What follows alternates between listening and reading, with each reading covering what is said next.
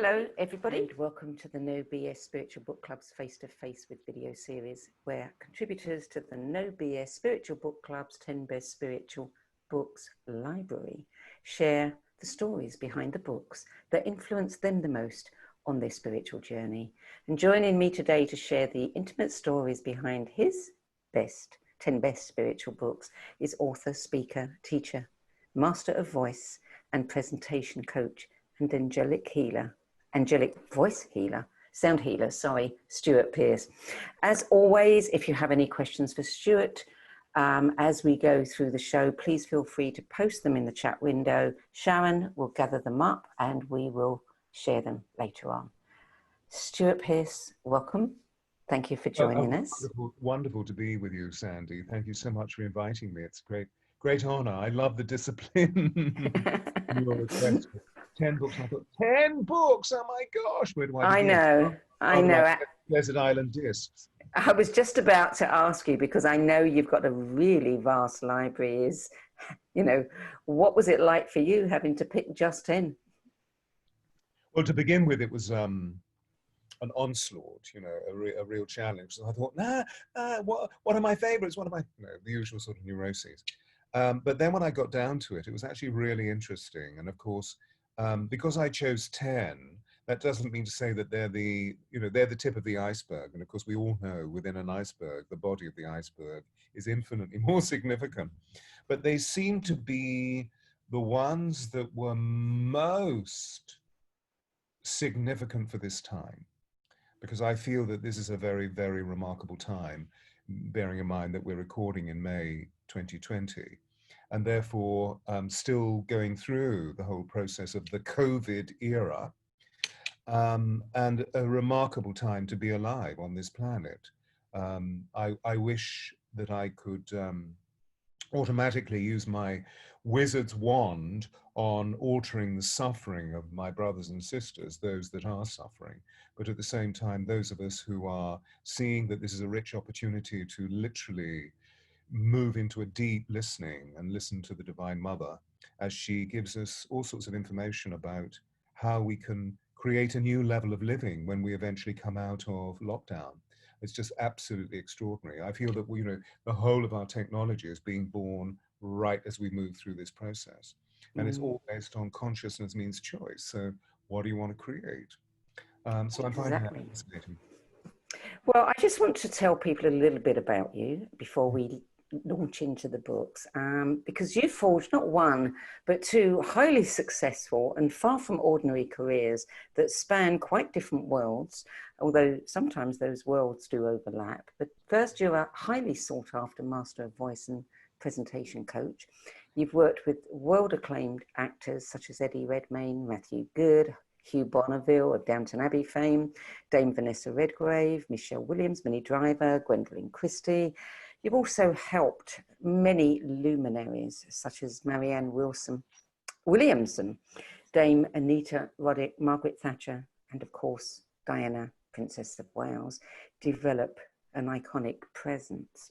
And on the other side of that, you're an angelic sound healer, and you're the author of several books and oracle decks, including The Alchemy of Voice, The Angels of Atlantis, The Heart's Note, the Oracle Cards, Angels of Atlantis Oracle Cards, and of course your latest book, Diana, The Voice of Change, which we will talk about a little bit later in the show.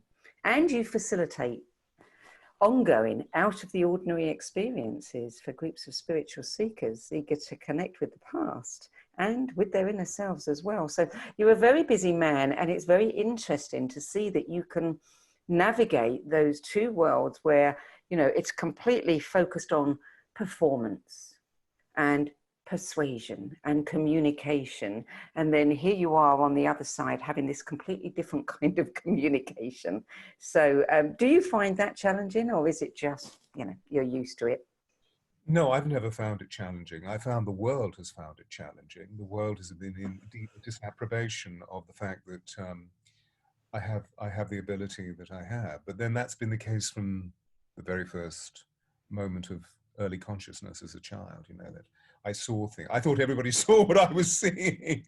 And then as I spoke it, I soon realized that that was not the case. And so I talked and talked as a very I suppose, energetically precocious child. I wasn't socially precocious or educationally precocious, but I just loved, I'm very gregarious, so you know me, I'm a great talker, because when we talk, we talk. But I soon discovered that nobody else was actually seeing what I was seeing. And all I gained was tremendous disapprobation. So that's been very much the case all the way through. And even all the way through my existence, which is now, you know, moving into my late 60s. And even within the entertainment industry, who one would have thought would have been very liberal about the substance of mysticism, that people still would look at me out of the corner of their eyes. And so I really had a choice, because my career, I feel, has been attendant to the organic shifts within our world. You know, when in Rome, do as the Romans. So you don't walk into Downing Street saying, "Hi, I see angels." That wouldn't be appropriate. But walking into a major mind, body, spirit congress, it is appropriate. So it's a question of just, you know, finding where the linguistic is highly useful for people. And one of my major philosophies has always been that all successful communication is based on the response you get, meaning if you're effectively communicating, you get the response you want. And if you're not, then change strategy until you get it. So I've amicably been able to find ways of shifting my linguistic, shifting the way that I am, so that, as my mother would have said many, many years ago, I don't mind what you do as long as you don't frighten the horses. So I don't frighten the horses. But, you know, just to finalize that, you know, 10 years ago, I made a very, very specific life choice, because I knew that I could no longer continue compromising that really powerful part of me, which is the mystic, and the service, the honor of my attenuation in relation to the angels of Atlantis. So I did resign all of my establishment positions. I could no longer feed that community that I'd been in for over 30 years, meaning the entertainment industry. I could no longer feed it in the way that I know I had done before, because the shifts that were taking place, it being a mirror up to nature. I mean, you know, the entertainment industry is a cultural force that holds a mirror up to nature. And I realized that our society needed to go through a devolution process, and therefore the standards of the way that great art was once created was also going through a devolution process. And being a truth merchant, I couldn't deal with all the ego. And so I got out and flew and started, you know, really committing myself to the books and the interests of how can I dispel fear in people's hearts and encourage them towards a sense of their own destiny, their own spiritual destiny. And in a sense, some of that work is coming back in, you know, because now people are more open, a lot more open, you know, people are waking up like you wouldn't believe. And people like Marianne Williamson are now seeking your help and support in their own presentation, coaching. I mean, really what I was talking about is the entertainment industry. Yes, I know, yes. All the way through, you know, I guess because of my maturity, I guess because of my pedigree, that I'm sought out by thought keepers and change makers, yes, whether they're CEOs or royalty or people, you know, spiritual leaders like Marianne. Yes, exactly. One or two other people that I'm sworn to secrecy about, you know. But that's a wonderful, you know, because I really do begin to experience exactly how they're approaching leading edge thought and what they're communicating through the extraordinary nature of their human and also divine intelligence, and how I can assist, you know, because this issue of embodiment is the key thing, you know, that as we go through these great changes, for me, it's moving away from the purely cerebral into something that is heart-fed. What I refer to as being the voice of change, you know, this is a revolution of empath. Yes. I mean, the thing is, you can teach people certain techniques, but you cannot teach them authenticity. And that comes through the heart, as you say. Yes. Well, you know, it's interesting that vocally there is that energy, which I think we've expressed before in former interviews, where, you know, if I sit here, then it means one thing, you know, which is, I mean, if I quickly just close off the air like that, you know, and I get caught up in that really sort of northeastern seaboard thing, that there is that, you know, which, I mean, how much authenticity does that have? But if I suddenly drop down into here, there there is a measure of this man's authenticity, I believe, Yeah. because there is emotional resonance. So there is that dynamic shift. If I can allow somebody tonally to be able to move into that energetic shift, then Bob's your uncle, Fanny's your aunt, as we say.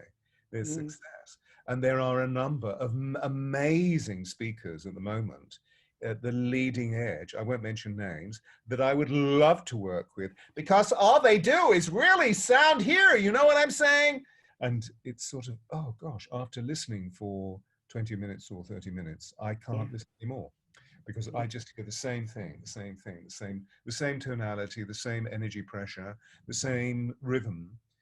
There's no change. There's literally no symphony going on. Mm. Yeah, well, the way that we communicate and that resonance is so important. And I think that's where you and I first met, when we were talking about the Alchemy of Voice, which, for me was a remarkable book that I had to share around with everybody and some of my clients too, just because it contained so much information that I knew was true, but had never even occurred to me before. And, resonance is everything. If I don't resonate with you, then we're really not communicating. And Okay, so I've been recording it on audio. In fact, I was recording this morning. And the Alchemy of Voice? The Alchemy Voice. I mean, I've been waiting for time to record these books on audio. I've done Diana, the Voice of Change, but I just almost finished the Alchemy Voice. So you're always in my mind. With, Sandie thinks this is a really good book, and I'm reading it and I'm thinking, actually, it is quite a good book. It's a very, very good book. I wish it had been on the New York Times list, because I think it's something we all need to read. Well, darling, once Diana, the Voice of Change, gathers speed, I think it may be. Do you know? Yes. I think it may be. Well, the prophecy that was given is that it has a long shelf life. So yes. I sort of, and it was my first book. So it is actually, it's not the writing I find could be where I am now, because I've matured as a writer over the last 10 years. I'm a speaker, not a writer, but I've learned how to write. Mm. And I do feel that the Diana, the Voice of Change, as it flows, has a cadence and a tone which people are calling gripping. I couldn't put it down. This is absolutely extraordinary. Somebody this morning said, I wept from beginning to end, but they weren't tears of remorse or of pity. They were just tears of pure empathic joy of really meeting Diana in the essence. Well, we'll meet a bit more of Diana at the end of this. Let's get on to your list. And the first one, of course, probably for anyone who knows you, is no surprise. It is A Return to Love, Reflections on the Principles of A Course in Miracles by Marianne Williamson, first published in 1992. And that was her first book. So tell us how that book impacted you and your life and your journey.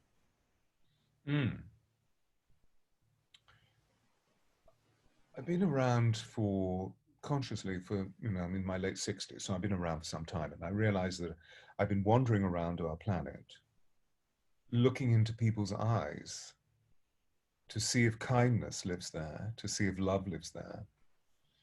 And I must admit that on many occasions I'm thwarted by the fact that I don't see it. So that's my service. My service is not to judge that or criticize that. My service is to find ways of being able to interact when it's permissible to bring about that love. So when I discovered Marianne's book, A Return to Love, it was like meeting an old friend.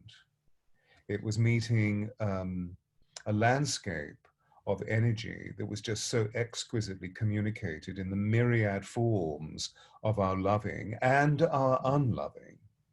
What's bringing us to this extraordinary time of shift, where we're beginning to realize that the level of unlove within the world needs to be shifted.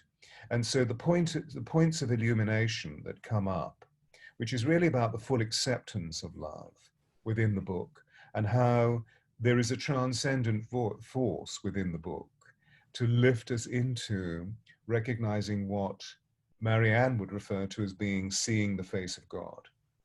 which is mostly to do with the extraordinary influence of A Course in Miracles, out of which A Return to Love pours. It's her interaction with that book. And in fact, I was able, before coming to meet you today, just to pick up a copy of it, you know, a very, very old copy with Marianne looking extraordinary, you know. That's the original cover. Yeah. It's the original cover. Yeah. And Reflections on the Principles of Course in Miracles. So it was just one of the greatest influences in my life in the sense of, if I'd been wandering around the planet looking for love in people's eyes, that suddenly, and haven't often found it, on occasion I have, so that's been wonderful, so we're not all crazy.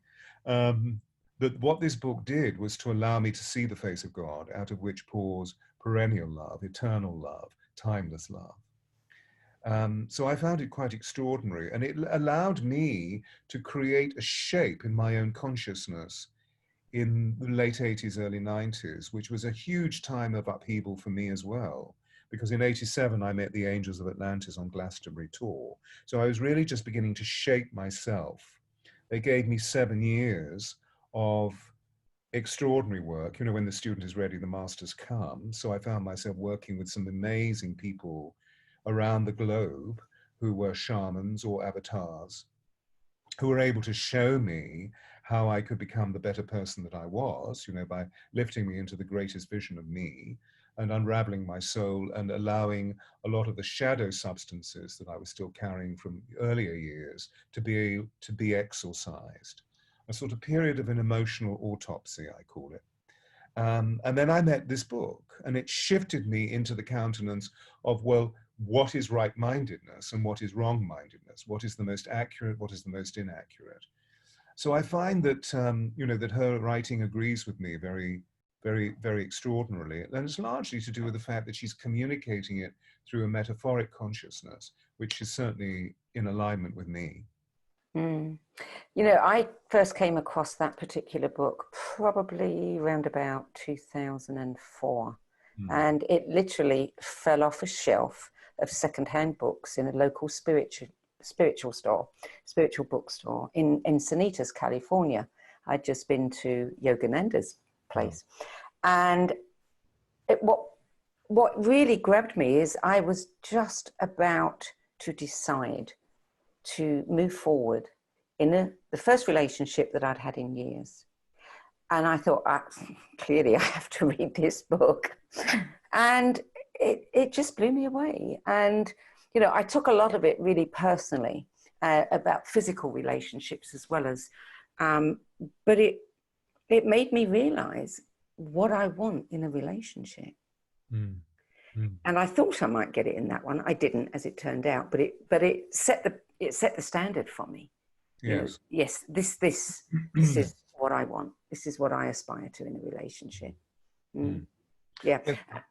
I concur. And the principle for me was the total refinement of Marianne's definition about codependency and co-creativity.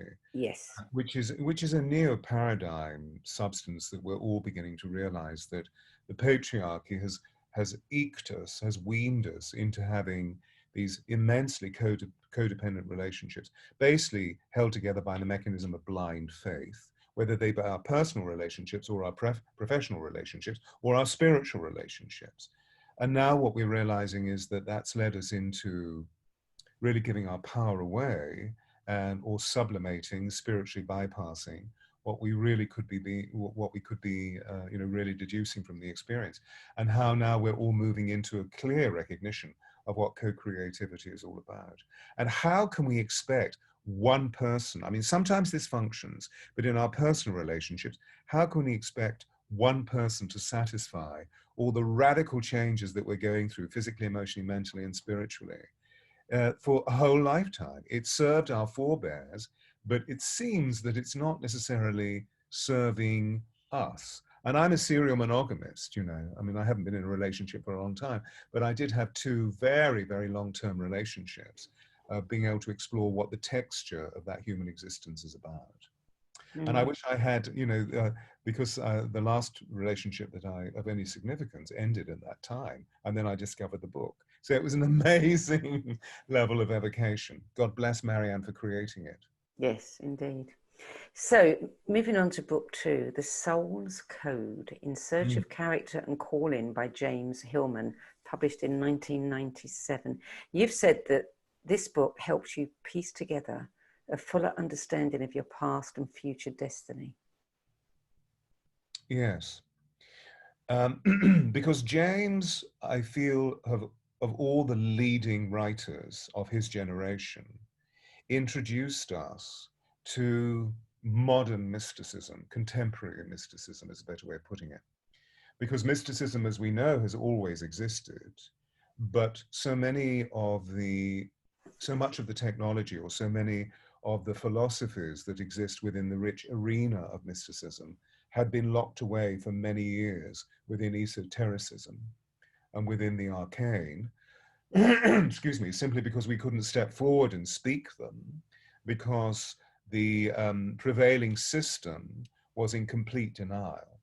And so, without going into a potted history of the development of contemporary mysticism, James stepped forward and allowed us to really see how the great-grandfather of contemporary mysticism, meaning Carl Jung, could be taken into the context of what today is all about, particularly in America post the Korean and post-Vietnam, and how we could begin to muscle up to the possibility of all the varying layers of what our consciousness is all about, and how the archetypal or mythological aspect of our consciousness is extremely important and is bubbling away all the time in the deeper recesses of our souls, or indeed within the inner fabric of our societies. And just to reflect what we're going through now as we make decisions about, is Mr. Trump going to be the next, is he going to have another second term of office? It's obvious to actually see that all of James' work in relation to the major archetypal structures and how they're keys into our consciousness, we can see that Mr. Trump is fulfilling a certain archetype. We don't need to name which one, because we all know. And that we've learned as much as we possibly can from the experience of having him there. And now it's time for an extraordinary person to step forward who is full of love and therefore full of healing. And whether that will happen remains to be seen. I'm praying on my knees every day. Yeah. So, okay.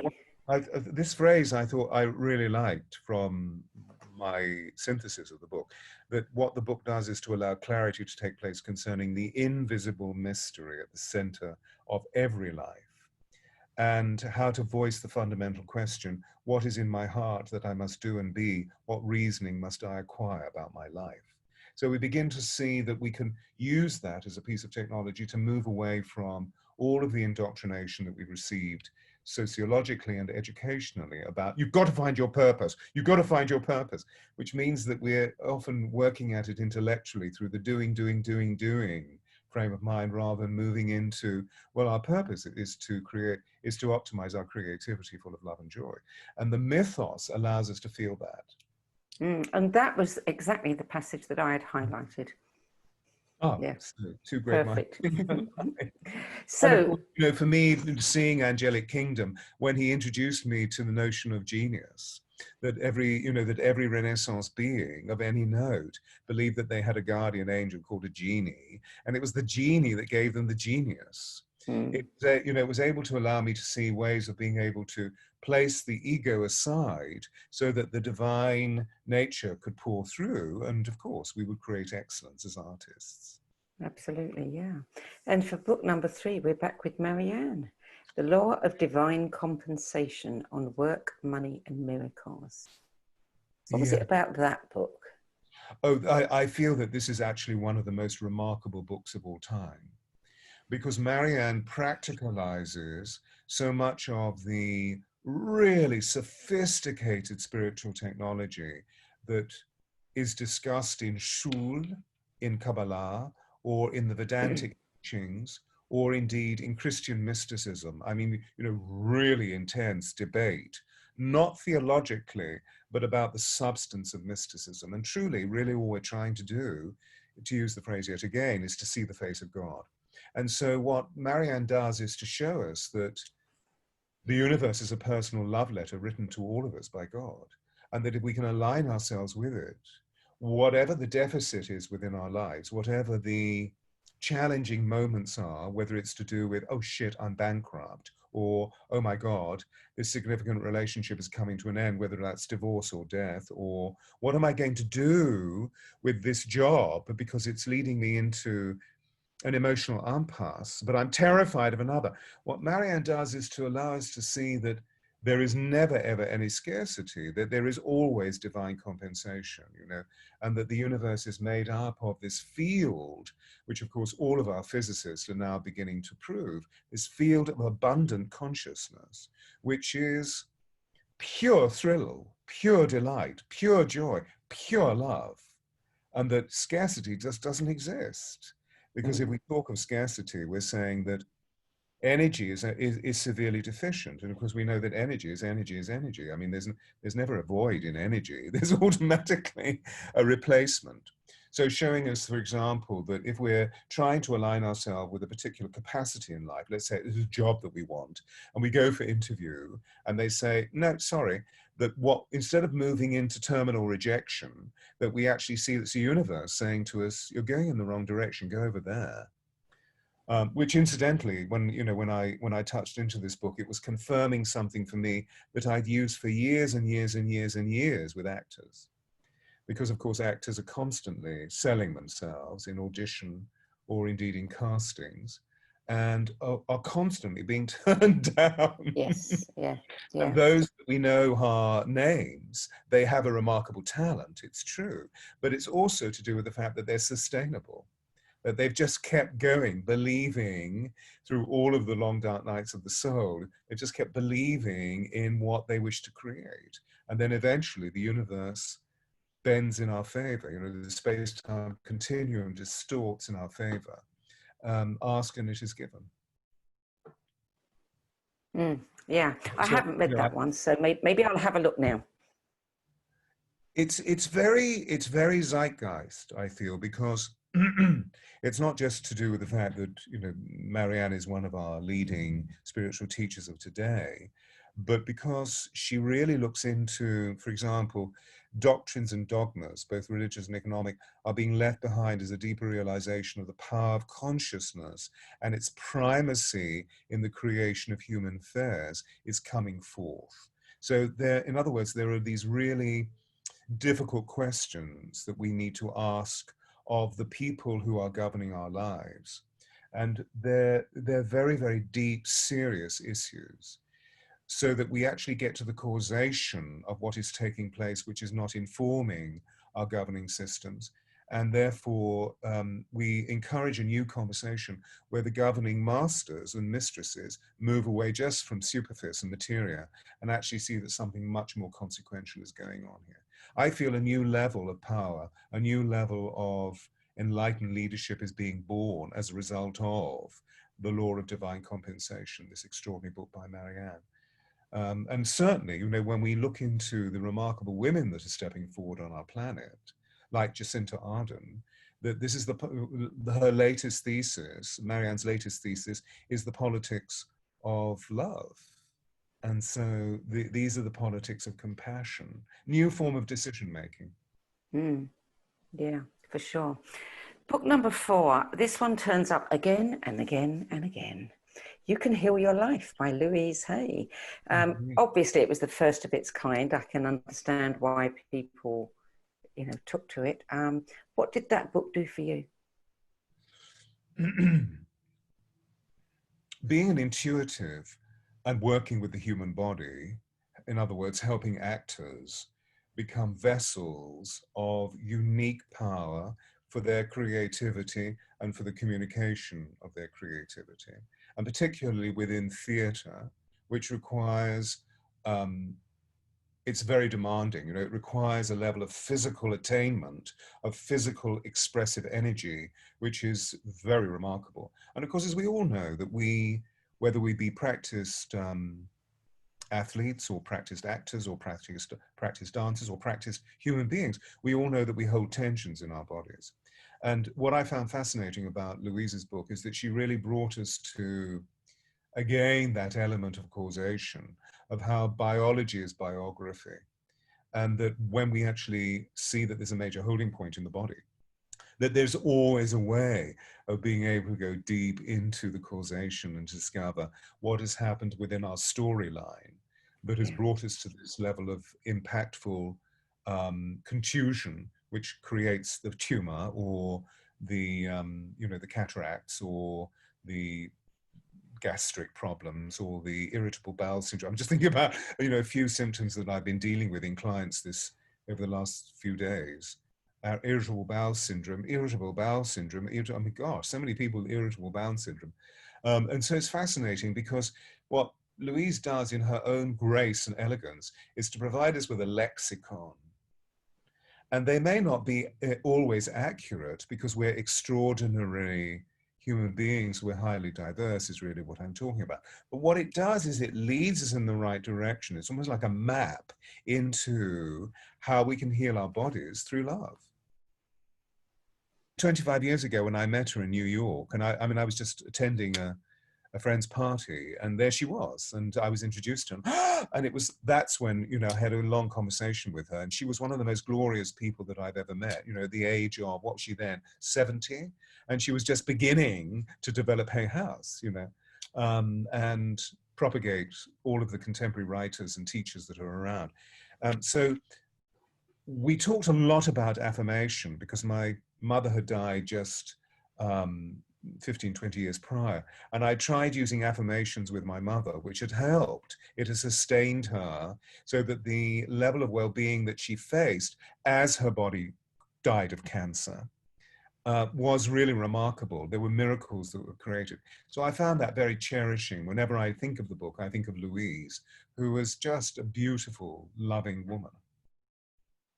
You mentioned the word map, and you said it gave us a map. I mean, it is a wonderful blueprint that could be handed to the leaders of, all of the governing bodies around health in the world. Because if you want to know, where people are at within themselves and in their psyches, you've only got to look at the ailments, that are rocketing, and you'll see.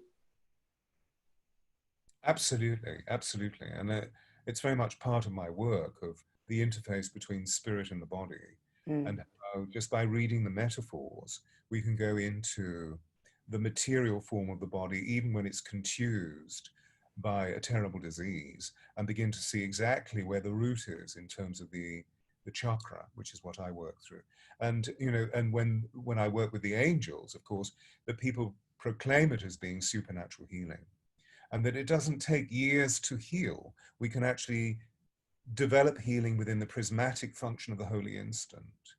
And because we're now beginning to learn a lot about the physiological changes from a subatomic point of view within our cells, and how actually when the mental body has aligned itself with this is what the healing needs to be, and this is why the healing needs to be, that the cells automatically respond in complete unison, using the word resonance that you were using earlier. What can I say about this? I know that if we are willing to do the mental work of releasing through forgiveness, almost anything can be healed.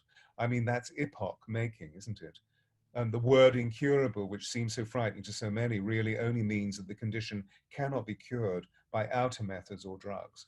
And so she was able to create a spell for all of us and see that there are, within complementary medicine, which is in alignment with allopathic medicine, there are many ways towards salvation, and it doesn't have to be by taking this drug. Yeah.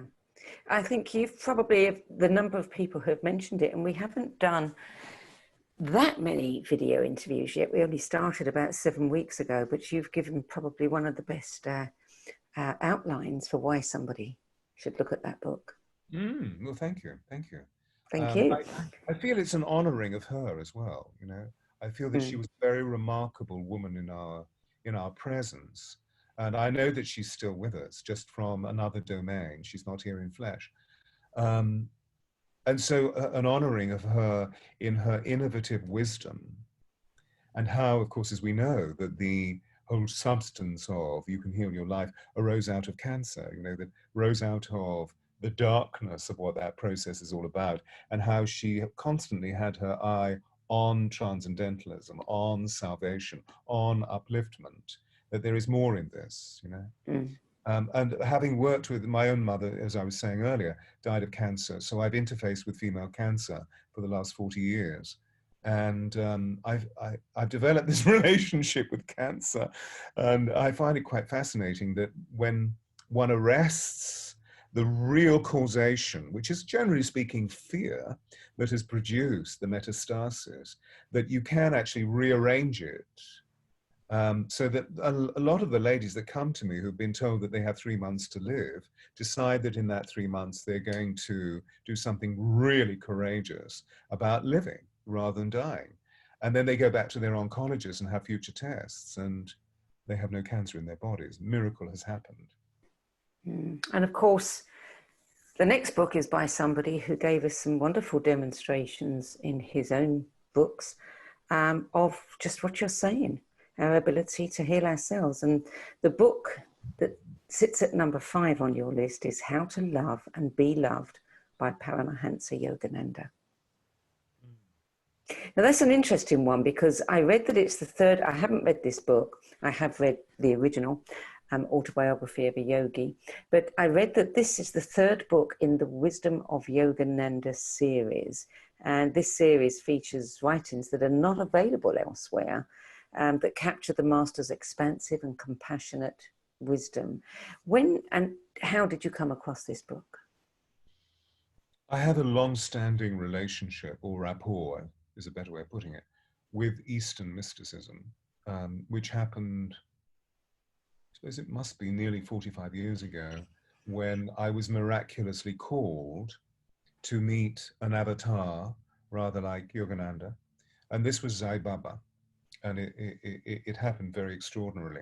So whilst I was actually at the ashram, well, actually, let me tell the story, because the story is quite interesting, that I was at that time developing my career as a voice coach, so that I moved away from being the actor, and here I was training actors, and I was employed by a number of West End theatres to go in and troubleshoot for some of their leading performers, which incidentally I have not been asked to do for the last 15 years, because most of the money in production is being spent on the set, not on the actors, which was another reason for why I walked away, because I could no longer, they were no longer allowing me to work. However, then, you know, if somebody had a cold, or if they were vocal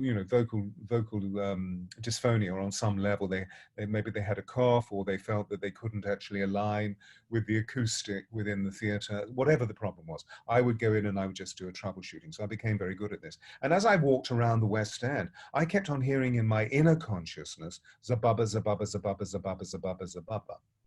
Now, this is, of course, before cell phones. So I wasn't going to my cell phone and calling friends and saying, what's the baba? So, you know, one evening I met for dinner, went with a dear friend for dinner, who recognizes my unusualness. And I said, what is sababa? And they said, oh, sababa, I don't know what sababa. Oh, maybe it's syllabub, because they knew that I have a sweet tooth and I love desserts. So I thought, no, it's not syllabub. And then the following day, I was walking down Monmouth Street in Covent Garden, and there was a shop that had just opened called Mysteries, which unfortunately is no longer there, but was one of the great bastions alongside Watkins for the production of esoterica and the paraphernalia of spirituality, the crystals and the incense and the books and the oracles and the so forth. And I walked in, and right in front of me was the Sai Baba Gita and How to Love and Be Loved by Yogananda. So of course I realized this it's not Zababa, it's Sai Baba. So I bought both books and went to a tea shop, and the Baba books, of course, reached forth into my consciousness, you know, and I sat there, and, you know, 3 hours became 3 minutes, so to speak. And then I went home, and as I approached the apartment building, a neighbor came to me and said, oh, I took this in for you from the mailman. I hope it's okay. And I said, oh, sure. So here was this lovely parcel. So I went into my apartment and, like an overeager child, ripped it apart. But it was from Sai Baba saying, come and see me, with Vibhuti. I mean, talk about magic. So 2 weeks later, I was on a plane and out to Rishikesh and out to the ashram and had private audience with him. And he said to me, follow Yogananda. And so there again, there they were. And although they were of different lineages, they had a co-creative force in one of their great teachers in the form of Keleshwar, who was a great, great guru, great avatar. And so that's when I thought, well, I've done my Sai Baba, now I need to do my Yogananda. And of course, like you, have visited Encinitas and the wonderful ashram, you know, the Lakeshore ashram in Los Angeles. In LA, yes. Which I go to whenever I'm in LA. And of course, Gandhi's ashes are there. So Gandhi is a very important influence in my life. So this book is really all about the frequency of the purity of love, that thing that we seem to find is such a difficult task in our lives. And so it's a very gentle romp, so to speak, through all of the varying vicissitudes of what contemporary lovemaking can be, both in terms of its divine and also its mundane placement. And I find that fascinating because after all, this gentleman was a celibate all of his life. And yet he was so keenly aware of how we lesser mortals engage in the physical substance of love, both with our children in the sense of providing them with great care and compassion, but also with our intimate partners when there's a sexual relationship, and how he was so wise about the attunement of how we could stay within the enfolding of our divinity, but also engage in the sanctification of what that love was all about. So I found that fascinating. Yeah, I think I'm going to put that one on my list to read. Thank you. Number 6, another really popular, you know, we're seeing certain books rise to the surface here over and over again. And this one is among them, The 4 Agreements, A Practical Guide to Personal Freedom by Don Miguel Ruiz. Well, I guess this is the book that we all wish we'd written. Because not only is it one of the most beautiful syntheses, it's also, I mean, it's become such an international bestseller. And, you know, knowing Don Miguel, not very intimately, but, you know, we brush past one another like ships in the night at Mind Body Spirit festivals and at places like, oh, it's gone right out of my mind, the wonderful retreat center in Rhinebeck, Omega. Oh, the Omega. And, you know, I look at the workshop full of the people that come to me, and then I look at Don Miguel, and he's such a wonderful, wonderful man. So reading this book really allowed me to drop deep into the wisdom of dreaming and how the dream time is really the gateway into the imaginal, into spirit, but at the same time is a springboard into the way that we can create what we're here to create. And through the honor code that he provides us with, which I feel is so radical right now, because our world is so topsy-turvy, and it's evidently like that because we need to define the principal values that will carry we human beings forward so that we don't create destruction to our planet or indeed to the human species. And I don't believe for one moment that that will happen. But, you know, it looks as though we're on a very trepidous slope. And so the honoring of these principles and how they're so, I wanted to bring in elements from South America, or rather from Mesoamerica, because after all of those wonderful beings, whether it be the Mexican peoples per se, or going into the Incan and the Mayan or the Kogi people, that they're all Atlanteans. And so, of course, I had to have an element of this in my list, you know, that the 4 agreements come out of: to thine own self be true, be impeccable by your word, don't take anything personally. You know, what somebody else thinks of you is not your responsibility. Don't make assumptions. I mean, think of all the assumptions that we make. Why hasn't she called me? Oh, she probably doesn't like me. You know, all of those neurotic wanderings that we go through, which also Brené Brown talks about so beautifully. And then always do your best. Always do your best. That's one of the things that has always got me through, you know, even through all of the years of being disapproved of, whether it's to do with my sexuality or to do with the fact that I wasn't thinking like other people, or whether it's to do with the fact that I came from a particular area of British society and was always being judged because of the way I spoke, or whatever. You know, there was always a dichotomy, or that I was a mystic. So the very fact that, you know, always do your best. Signing my work with an autograph of excellence has always been my way forward. And sometimes I flounder miserably, but at the same time, the inspiration of the Four Agreements gives me this immense springboard to lift me up. So I often find myself going to this book. It's so wonderfully compact, and reading a section, and it automatically uplifts me if I'm feeling challenged by a disagreement or about something awful happening in the world. Just as indeed The Alchemist by Paulo Coelho, because Paulo was actually sitting alongside Don Miguel. And I find it very interesting that they arise out of a very similar vibration, although Don Miguel has been much more intensely shamanistically trained through his lineage. Yeah, yeah. I mean, for me, what I love about that book, the simplicity, the profundity of the simplicity. That's it. You know, 4 sentences says it all. Yeah, it's interesting, isn't it? You know, because I have found myself saying to Marianne, when she says, "Why are people here?" and I said, "Because they need reminding." yeah. And it seems that, you know, the simplest gestures are the greatest reminders, because it's not to do with what our intellect is doing, is it? It's to do with the way that there are certain behaviors that are promoted. You know, it brings me also to another great sage of many, many years ago. I had the fortune of spending 3 hours with Maya Angelou, and we were talking about the effect that we have on people or that we don't have on people. And I always remember her saying, you know, when she had that extraordinary voice that I can't hear, so I can't imitate, but that rolling, deep brown sound of the African-American peoples. And she said, you know, when you leave, people don't remember by what you said. They remember you by the way you made them feel. Yes. And so the Four Agreements lead me to that, you know, the simplicity of the way our lives are. And I know that I can get caught up in the grandiose nature of what life is all about. And I'm always constantly being reminding myself, or being reminded by dear friends, I think it could be more simple than that. Yes. So, book number 7, new one on me, Benedictus, A Book of Blessings by John O'Donoghue, who passed away just 2 months, I think, was it, after this book was published? Yes, it was very shortly afterwards. And John was a very, very dear friend. And so I had to put him on the list.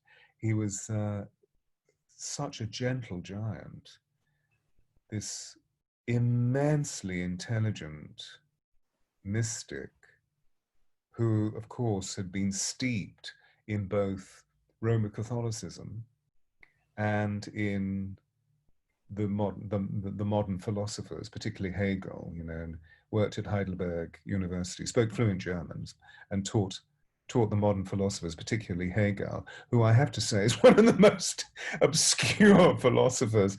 But John's mysticism was an embracing force where he was able to take in the enormity of what Hegel's vision was and come right to the very core of the essence that would be held within juxtapositions of words or the expression of a particular concept.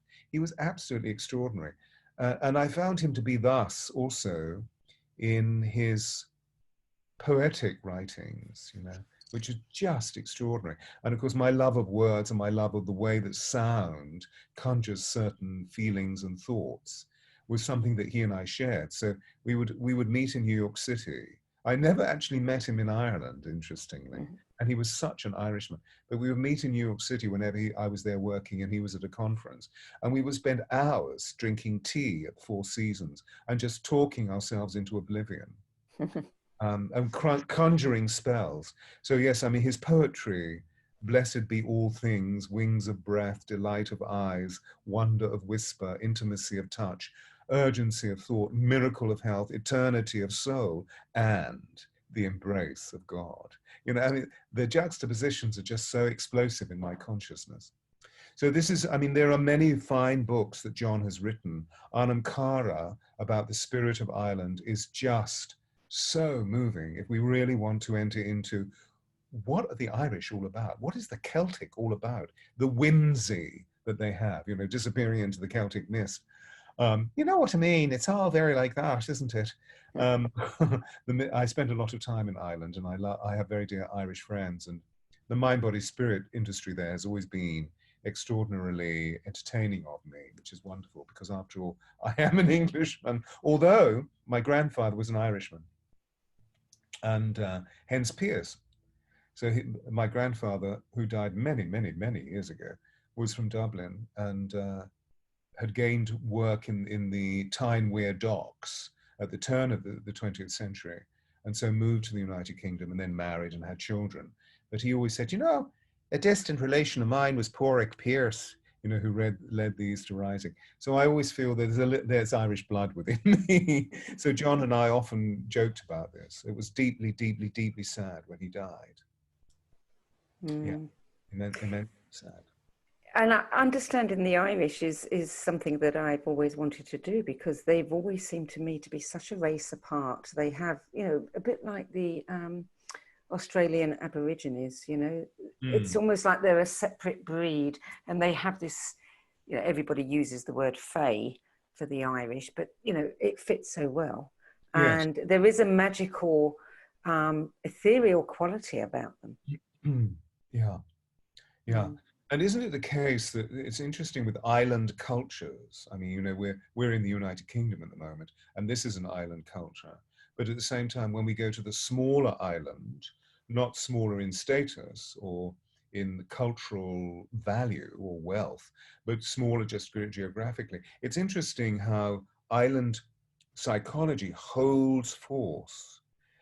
And that it feels, therefore, that much of the ancient mysticisms that were evoked in Ireland, that I believe was a conurbation from, or a colonization from Atlantis, were the traditions that we now refer to as being Druid, now that we've referred to as being Essene, and the purer priestly mechanisms within Atlantis were there, and you can feel the presence in the sacred sites of Ireland.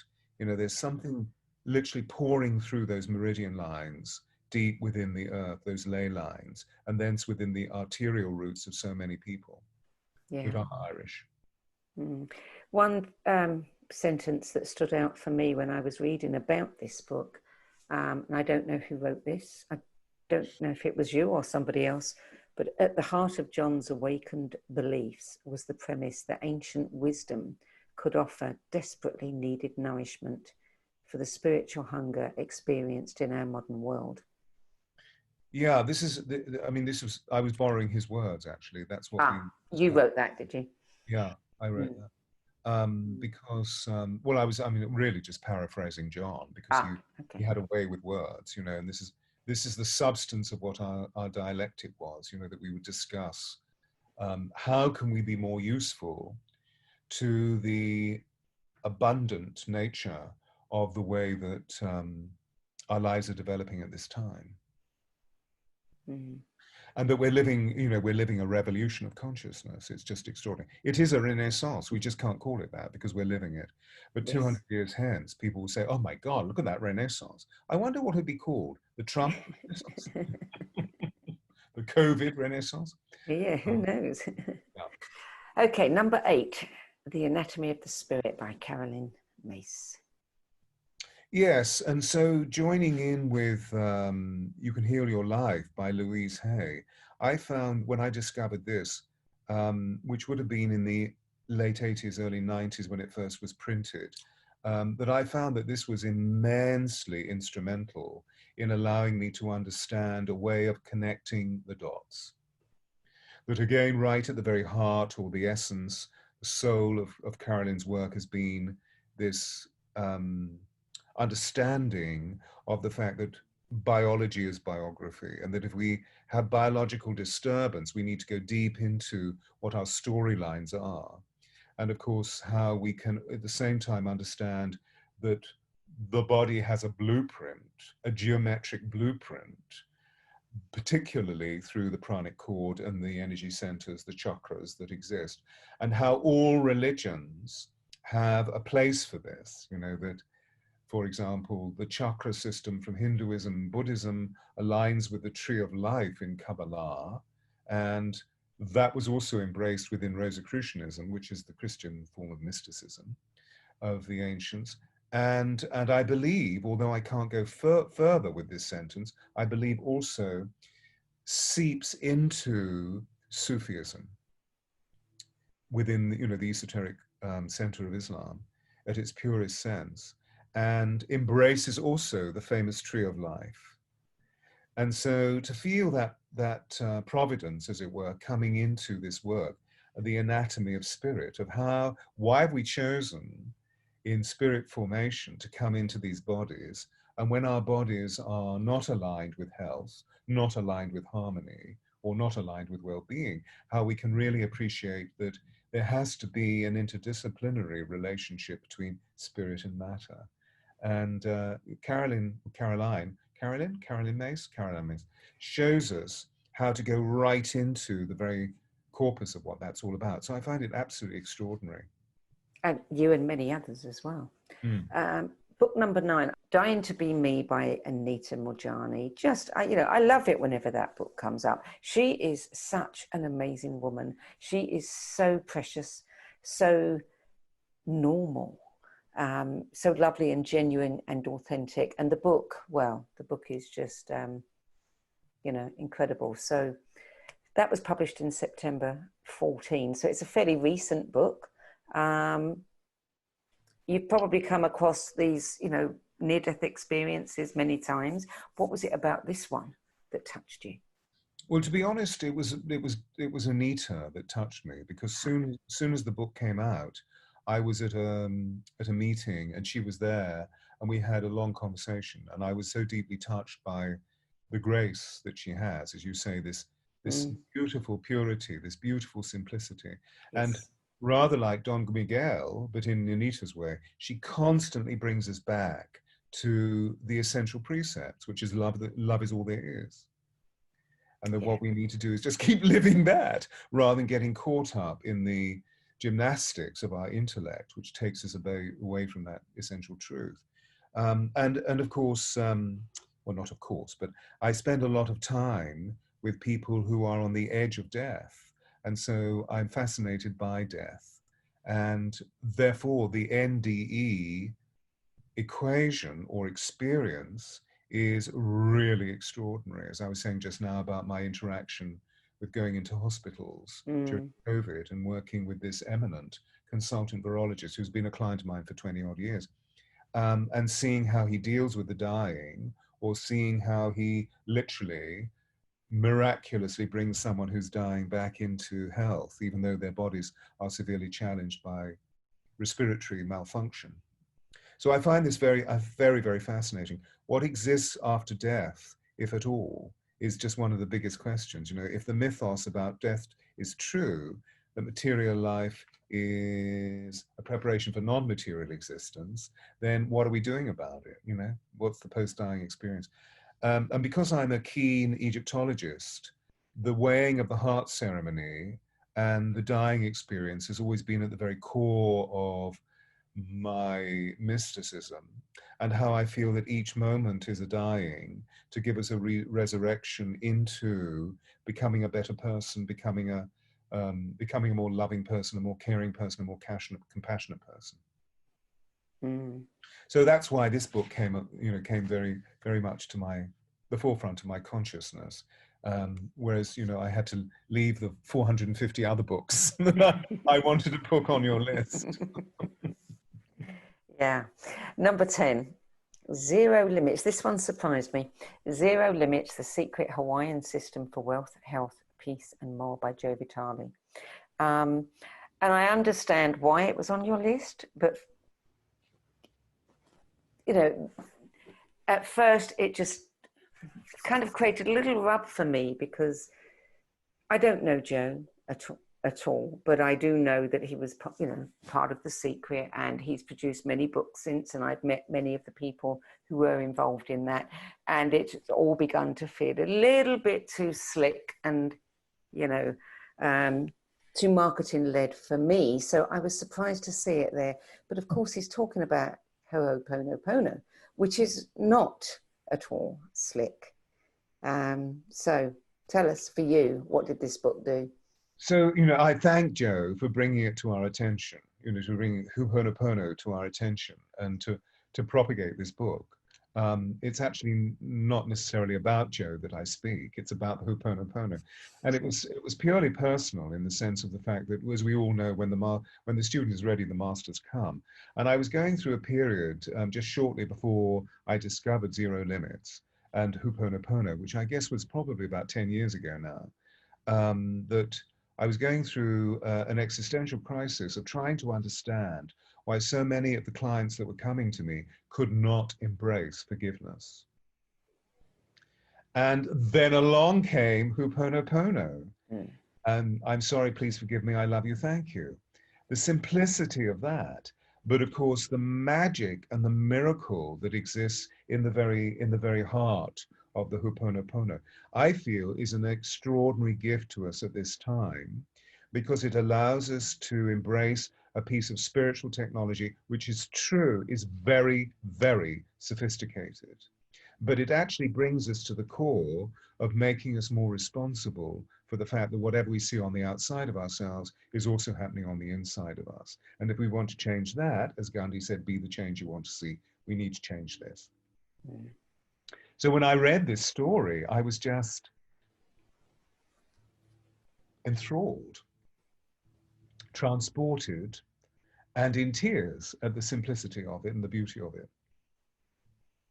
So I personally used it through huge crises, such as the debacle that I went through 10 years ago, which enabled me to recognize there was no way that I could ever compromise my mysticism, you know, that I was hiding in a closet and that I had to come forth as this, you know, the position that I had was very illustrious, and it was an extraordinary job, but it was not, the real core of my soul was not being embraced by the working practice of what I was moving through. So I needed to leave that. And then it was a question of what next. And this came along as the opportunity to heal a really intransigent situation where I was possibly resigning under the energy of disgrace and not grace. And so I found that this was an immensely powerful instrument. I'm sorry, please forgive me, I love you, thank you, for being able to not blame or accuse, but to move into the vital arterial roots of insight and resolution. So I knew that my personal quest was karmic, but it was also to do with whatever we see without is going on within. So the quest of people coming along and needing to go into deep therapy, but not being able to forgive the people that had perpetrated the crime against them, or had never loved them or abandoned them, and they could not forgive, and how intransigent they were and how stubborn they were. I realized that I needed to work on something. And so this book came to really lift me. Good. It's a very powerful process, very, very powerful, and very simple. Again, the best things are. Okay, so if you had somebody that you care deeply about who is just starting out on their spiritual journey, or maybe has hit a roadblock and is looking for something inspiring to spur them on, which one of your 10 best books would you give them? Oh my gosh. Can I give them a paragraph from each? No, you have to give them a book. No, because you wouldn't stop there. You'd go through the whole 450. Not even a chapter from each. No, one book.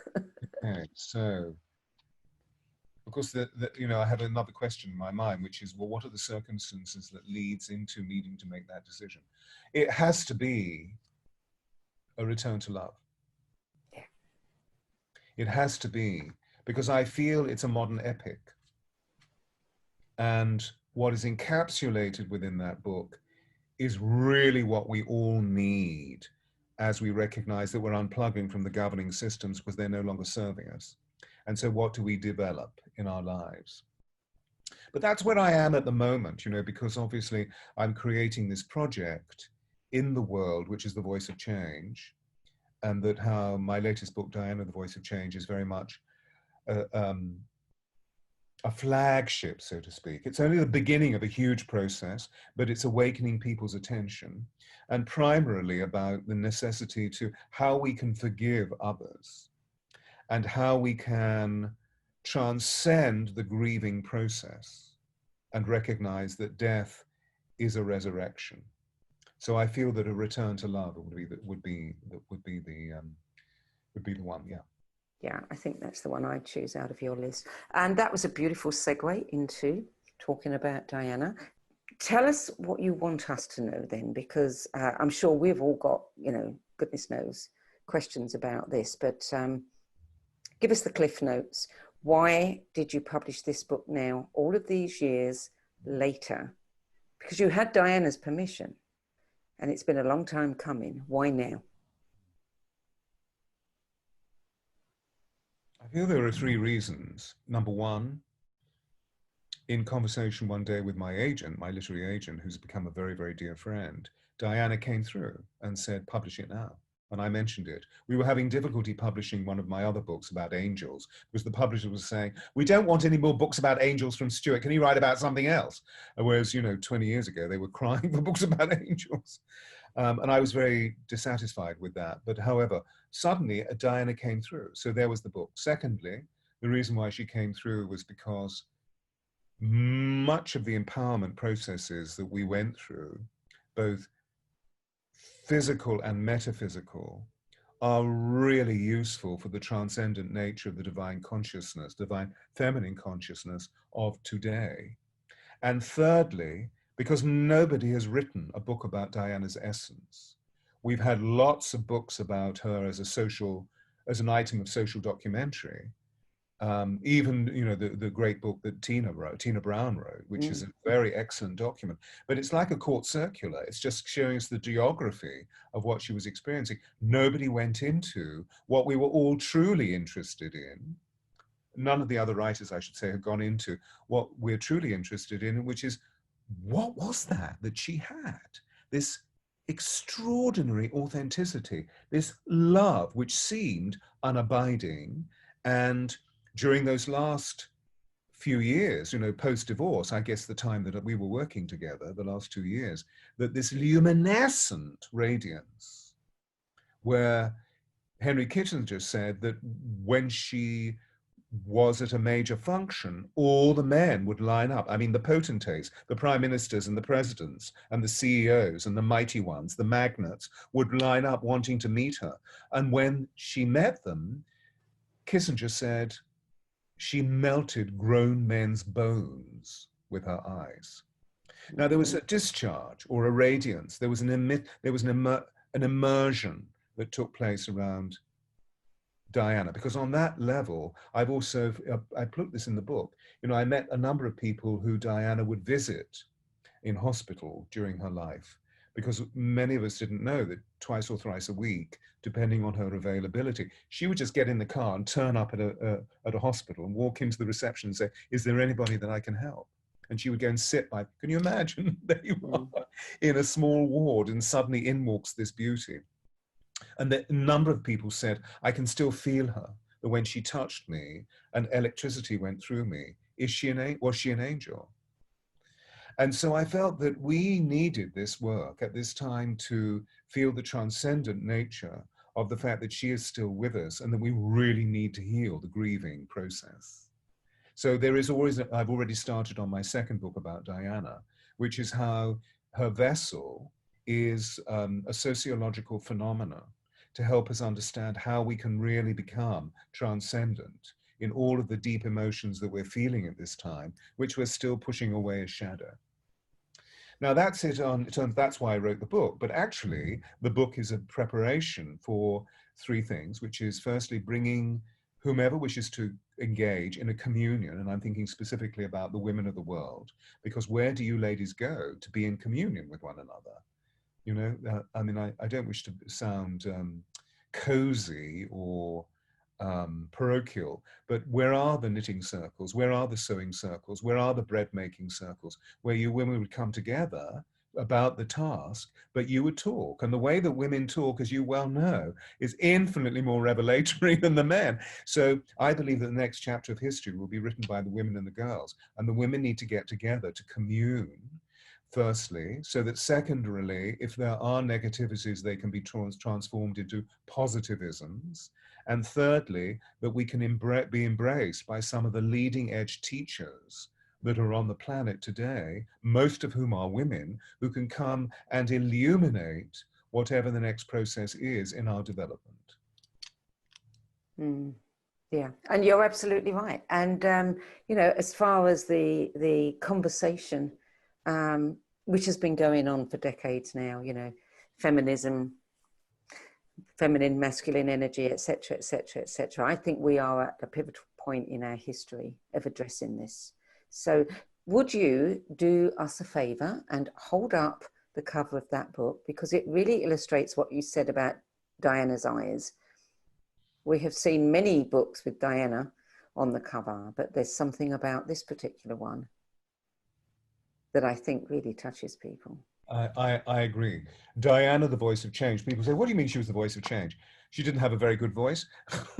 And of course, what she was an internal voice within the archetypal fiber of what society is all about, in terms of moving away from the patriarchy, of ceasing to be what I called her the prisoner of Windsor, of moving away and of trying to find maybe impetuous ways of creating revolution, so that we can begin to really understand how we can bring love into expression, because so many people are experiencing such terrible dis-ease or consequential problems, purely and simply because they're not being embraced by love. And you've recorded Diana, the Voice of Change, and you are generously offering it to anybody who wants it on MP3 for $4.99. Stewart Pearce, thank you. Been a pleasure. Very instructive, very interesting. So thank you. We'll talk later. Thank you, Stewart. Bye-bye.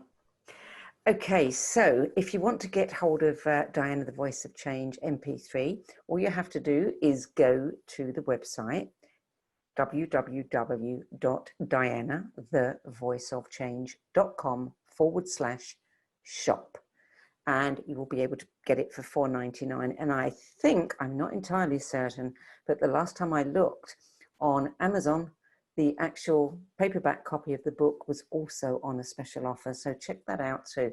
If you want to know anything else about Stewart and his work, if you don't already, you can go to his other website, stewartpearce.com. We'll be back next Wednesday with award-winning science writer and researcher Dawson Church, who is the founder of the National Institute for Integrative Healthcare and EFT Universe. He's also the author of the best-selling books, The Genie in Your Genes, Bliss, Brain, and Mind to Matter. So I hope you'll join me next week at the same time, 10 a.m. Pacific, 1 p.m. Eastern Time, and 6 p.m. in the UK. That's it. Thank you for being with us today. I look forward to seeing you another time.